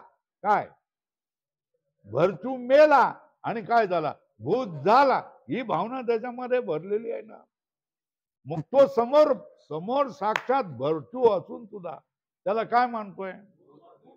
भरचू नाही, ही काय असंभावना, आणि भूत आहे, ही काय विपरीत भावना. समोर भरचू त्याचा सेनापती जिता जागता असून देखील तो त्याला काय म्हणतोय? भरचू नाही, आणि पुढे काय? भूत आहे म्हणतोय. तो भूत आहे का? नाही. तो भरचू नाही का? हा, भरचू आहे ना. पण तो भरचू असताना देखील काय मानतोय? भरचू नाही. याला काय म्हणायचं? असंभावना. आणि भरचू नाही पण भरचूचं भूत आहे, याला काय म्हणायचं? विपरीत भावना. बरोबर आहे ना. तर भरचू साक्षात तुझ्या समोर आहे, पण तू त्याला काय म्हणतोय? भरचू नाही आणि भरचूचं भूत आहे असं मानतो की नाही? मग त्याला त्रास होणार की नाही होणार? होणार ना. चला,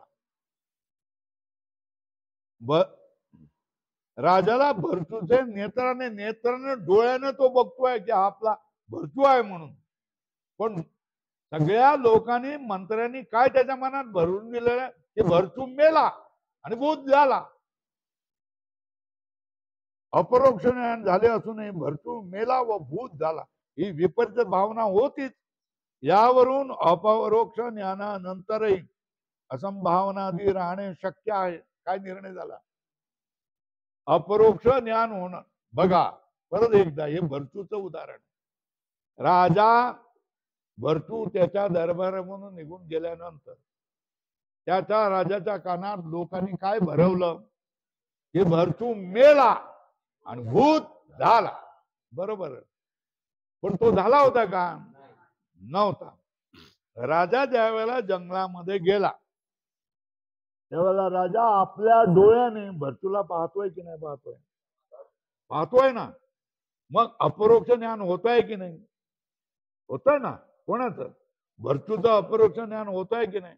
पण तरीही विपरीत भावना आहे. हा भरचू नाही आणि असंभावना हे भरचू नाही आणि विपरीत भावना हे भरचूचं भूत आहे. विपरीत भावना होऊ शकते की नाही? कधी? अपरोक्ष ज्ञान होऊनही काय असंभावना आणि विपरीत भावना होऊ शकते. काय काय अपरोक्ष ज्ञान होऊनही हे ना आपला तो दरबारामध्ये असणारा भरतो दिसतोय है ना, अपरोक्ष होतोय, पण त्याला तो काय मानतोय? विपरीत भावना मानतोय. हे भरतू तर मेलाय ना, हा भरतूचं भूत आहे. बरोबर आहे ना. विपरीत भावना होऊ शकते की नाही? अपरोक्ष ज्ञान होत असतानाही असंभावना आणि विपरीत भावना होऊ शकते. याच्यासाठी उदाहरण काय? भरचूचं उदाहरण. काय उदाहरण तुम्ही सांगाल? भरचू नावाचा सेनापती एका राजाच्या दरबारामध्ये होता आणि तो सगळं त्याचं काम पाहत असायचा. पण तरीही काय दरबारी दुसऱ्या लोकांनी त्याचं शत्रुत्व स्वीकारलं आणि त्याला मारून टाकायचं, हाकलून लावायचं ठरवलं. तर त्यांनी काय केलं? त्याच्या पाठीमागे कुलंगडी लावायचं सुरुवात केली. हा म्हणाला आपल्याला राहण्यात काय अर्थ नाही. हा निघून गेला गुपचूप एका रात्री जंगलामध्ये जाऊन काय केलं? ठीक केलं. तर दुसऱ्या दिवसापासून त्यांनी काय राजाच्या मनात भरायला सुरुवात केली की भरचू मेला आणि भूत झाला. बरोबर आहे. 1, 2, 4, 5 महिन्यांनी राजा शिकारीला गेला तर त्याने समोर पाहिलं काय? भरचूच पाहिला. पण त्याच्यावर विश्वास बसेना, कारण लोक त्याचे कान भरून टाकले होते ना. काय? भरचू मेलाय, भरचूला मारून टाकलेला आहे आणि तो भूत झालेला आहे. तर हे म्हणा हा भरचू नाही, इथे भरचूचं भूत दिसतोय, असं दुरून म्हणायला लागलं की नाही म्हणायला लागलं? म्हणायला लागलं ना. तर अपरोक्ष भरचूला पाहत असताना देखील असंभावना आणि विपरीत भावना होऊ शकते की नाही? होऊ शकते ना. बरोबर आहे ना. उदाहरण दिलं ना. कुठलं उदाहरण? भरचूचं उदाहरण. भरचूचं उदाहरण तुम्ही सगळे लक्षात ठेवाल का? काय? भरचू हा कोण होता? राजाचा दरबारी सेनापती होता. त्याचं वैमनस्य होतं दुसऱ्यांबरोबर. दुसरे लोक कान भरायचे त्याच्या राजाच्या विषयी. झंझटच नको म्हणून तो निघून गेला आणि आपली काय करायला लागला? तपस्या करायला लागला. बरोबर आहे. राजाच्या लोकांनी त्याचे काय कान भरून भरचू मेला आणि भूत झाला असे कान भरून दिले. मग राजा 2, 4, 5, 6 महिन्यांनी किंवा वर्षांनी त्याला बघतो तर जंगलामध्ये तो साक्षात दिसतो. पण राजाच्या मनामध्ये काय भरलेलं आहे की भरचू मेला आणि भूत झाला. तर तो म्हणतो हे भरचूचं भूत आहे, भरचू नाही. तर अपरोक्ष होत असताना देखील असंभावना आणि विपरीत भावना होऊ शकते. काय काय अपरोक्ष होत असतानाही असंभावना आणि विपरीत भावना होऊ शकते. हे उदाहरण दाखवलंय. कुठल्या? भरचूच्या उदाहरण. त्याचप्रमाणे महावाक्य श्रवणाने जीव ब्रह्म आत्मा ऐक्य ज्ञान झाले तरीही मी ब्रह्म नाही, मी मनुष्य आहे, अशा प्रकारची असंभावना आणि विपरीत भावना राहणे शक्य आहे की नाही? आहे ना. काय? जर तुमचं अंतःकरण शुद्ध नसेल, अंतःकरणामध्ये एकाग्र झालेलं नसेल, वैराग्य नसेल, है ना, विवेक नसेल, समाधी षट संपत्ती नसेल, तुम्ही श्रवण मनन निध्यासन केलेलं नसेल, तर तुम्हाला कोणी जरी सांगितलं, साधू संतांनी सांगितलं की काय, मी जर कोणाला सगळ्यांना सांगितलं जे कीर्तनाला येतात की देव आपल्याशी बोलू शकतो, देव आपल्या प्रश्नाची उत्तरं देतो, देव आपणाला मार्गदर्शन करू शकतो, है ना, तर ते काय म्हणतील, काहीतरी बोलतात. बरोबर आहे की नाही? आहे की नाही? काय म्हणतील, काहीतरी बोलतात. असं कसं होऊ शकत नाही. बोलत असतील तर त्यांच्याशी, पण आपल्याशी मी विचारतो लोकांना, देवाबरोबर बोलावं असं किती जणांना वाटतंय सांगा मला. एकही हात वर करत नाही, है ना? कारण विश्वासच नसतो ना, है ना? तुकाराम महाराज टोपली घेऊन जात होते आणि देव घ्या, देव घ्या, देव घ्या, देव घ्या म्हणत होते. तर त्याची टिंगल केली की नाही लोकांनी? काय केले? अरे देव विकतोय, कमाल करतोय. अरे विकण्यासारखं धान्य, ज्वारी, बाजरी, मकाची कणसं, असं काहीतरी विक, गूळ विक, तेल विक. पण देव काय विकतोय? देव कधी विकायची गोष्ट आहे का? देव विकता येतं का? नाही येत आहे. पण देव घ्यायला, तू म्हणा देव घेऊन आला तरी देव कोणीच घ्यायला तयार, दुसरं घ्यायला तयार आहेत, पण देव घ्यायला तयार. कारण देव असा विकला जात नाही अशी त्यांची भावना आहे. देव असा कोणी देऊ शकत नाही अशी त्यांची भावना आहे. पण देव देऊही शकतोय, देव समजूही शकतोय आणि देव होऊ शकतोय, है ना? हे ऋषी मुनी संतांनी काय केलंय दाखवून दिलेलं आहे. चला, तर आपण स्वतः महावाक्याने, जर कोणी गुरुने तुम्हाला माहिती करून दिली की तूच ब्रह्म आहे म्हणून सांगितलं, तर होतं ना, तू ब्रह्म आहे. जीव ब्रह्म ऐक्य ज्ञान झाले आहे, ठीक आहे, जीव आणि ब्रह्माचं ऐक्य ज्ञान आहे. तरी पण असेल भाऊ, जीव आणि ब्रह्माचं ऐक्य असेल, पण मी ब्रह्म नाही. काय काय मी ब्रह्म नाही, है ना? मी ब्रह्म नाही, मी मनुष्य आहे, मी बाबा बाळीच आहे, मी तर दिन दुबळा आहे, मी तर दुःखी आहे, मला काहीच कळत नाही, मला समाधानच नाही, असे लोक म्हणतात का नाही म्हणतात? सांगितल्यानंतर देखील काय, तू ब्रह्म आहे असं सांगितल्यानंतर देखील लोक तुमच्या तोंडावर बोलतात की कसं काय स्वामीजी म्हणताय, मी ब्रह्म कसं काय होऊ शकतो? नाही होऊ शकत, मी ब्रह्म नाही. मग तू कोण आहे? मी गृहस्थ आहे, हो, मी लेकर बाळावालेला आहे, मी मुला बाळावालेला आहे, मी गृहस्थ आहे, माझ्याकडे काहीच अधिकार नाही, मी देव कसं काय होऊ शकतो, ब्रह्म कसं काय होऊ शकतो? वा, महावाक्याचं श्रवण केलं की नाही त्याने? जीव ब्रह्माचं, जीव आणि ब्रह्म एक आहे असं ऐकलं की नाही ऐकलं? पण असं ऐकलं असून सुद्धा हा हा जीव आणि ब्रह्म ऐक्य आहे, तुमच्यापैकी किती जणांना अपरोक्ष झालेलं असेल? नाही आहे, नाही आहे. है बाबा, जीव आणि ब्रह्माचं ऐक्य आहे, पण मी नाही, है ना? मी मनुष्य आहे, मी गृहस्थ आहे, मी फौजी आहे, है ना? मी शेतकरी आहे, मी किसान आहे, मी बाई आहे, असंच आपण म्हणतो ना. चला, त्यापासून त्यांना मी ब्रह्मा आहे असा शब्दबोध होऊ नये. अनंत पूर्व जन्माच्या संस्काराने देहादिकांचे ठिकाणी ब्रह्म आत्मा एक ज्ञान होऊन विपरीत देहात्म बुद्धी असते, हे अनुभव सिद्ध आहे.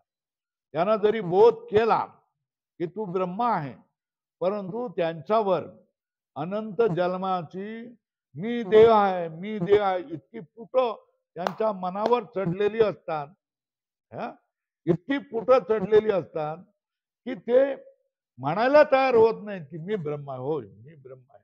नाही नाही नाही, मी ब्रह्म कसं असू शकतो? नाही असू शकत. मी गृहस्थ आहे बाबू, मी लेकर बाळवाला आहे, असंच म्हणतात की नाही?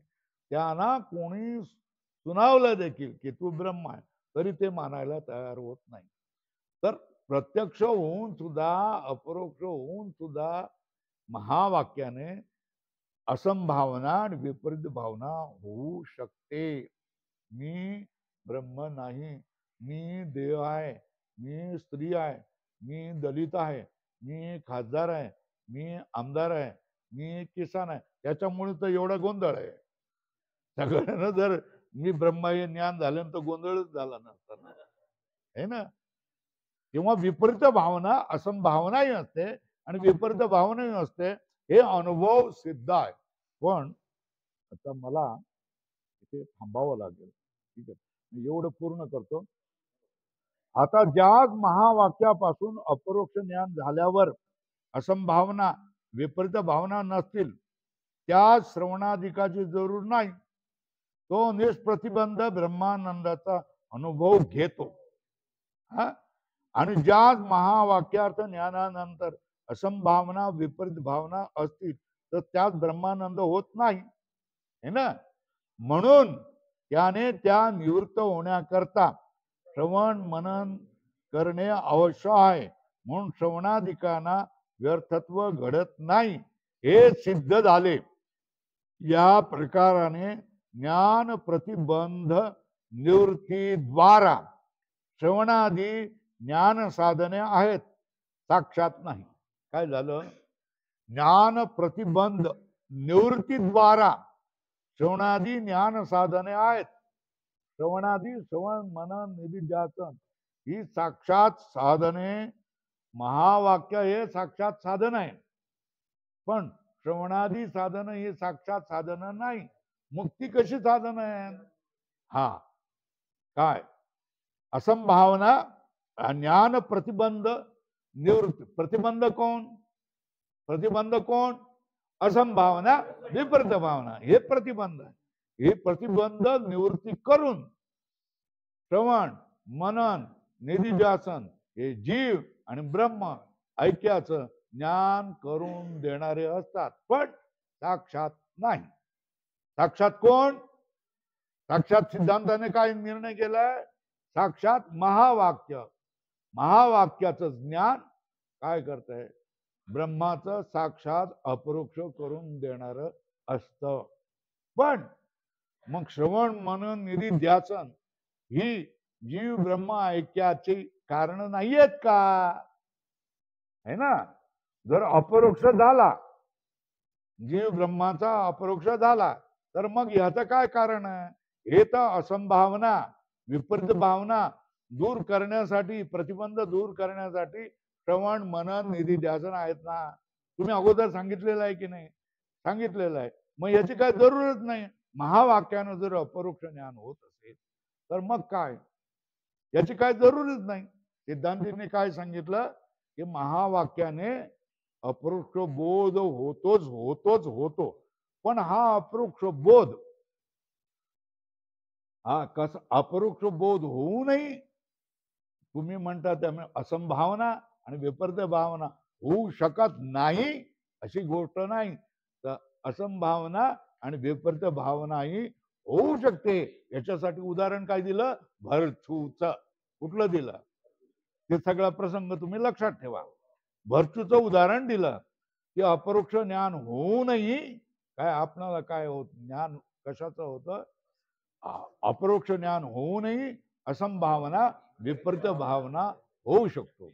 अशा तऱ्हेने आपणाला व्यवहारामध्ये देखील आता ज्या महावाक्यापासून अपरोक्ष ज्ञान झाल्यावर असंभावना आणि विपरीत भावना नसतील तर त्याला श्रवणादीची जरुरी आहे का? मग तो त्याला कुठला अधिकारी म्हणायचा? अधिकारी 3 प्रकारचे आहे, उत्तम, मध्यम आणि अधम अधिकारी. त्याला काय म्हणायचं? मग उत्तम अधिकारी म्हणायचं. काय? आता ज्या महावाक्यापासून अपरोक्ष ज्ञान झाल्यावर असंभावना विपरीत भावना नसते तर त्याला काय म्हणायचं? उत्तम अधिकारी. उत्तम अधिकारी एकदा बोलल्याबरोबर समजलं त्याला. त्या श्रवणाधिकाची जरूर नाही. तो निष्प्रतिबंध ब्रह्मानंदाचा अनुभव घेतो. तो ब्रह्मानंदाच्या आनंदामध्ये राहणार, है ना. जीवनमुक्ती भोगणार. बरोबर आहे.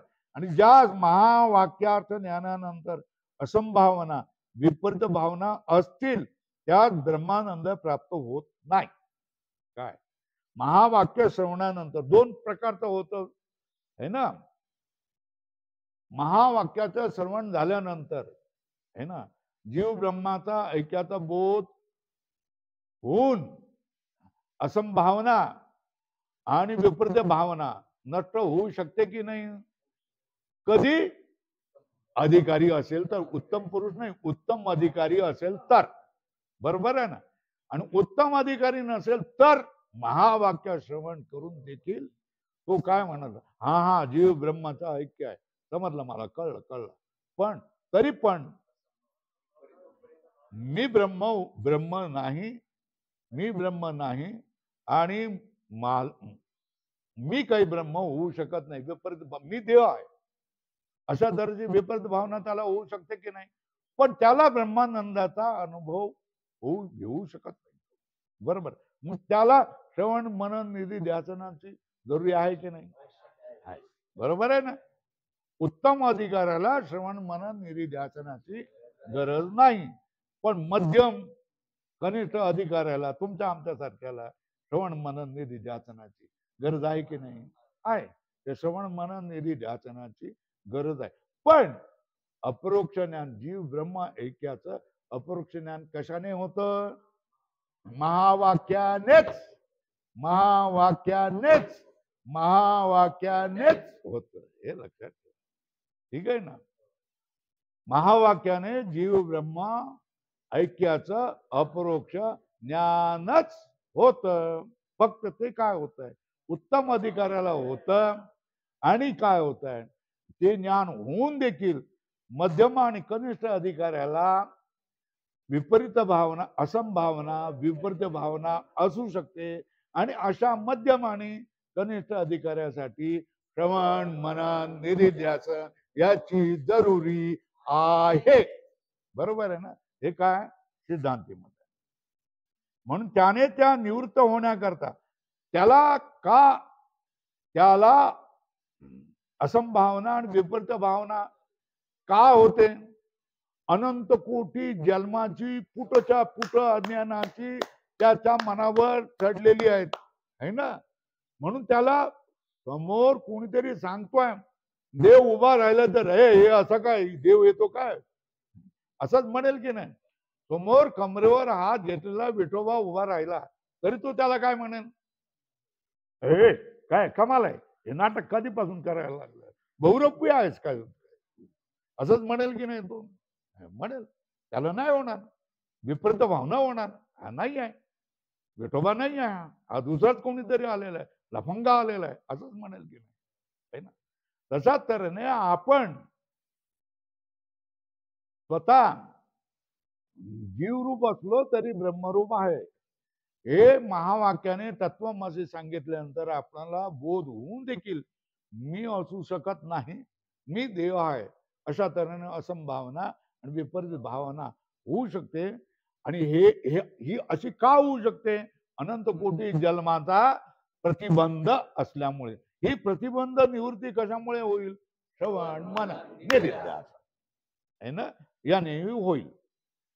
निवृत्त होण्याकरता श्रवण मनन करणे अवश्य आहे. म्हणून श्रवणाधिकांना व्यर्थत्व घडत नाही.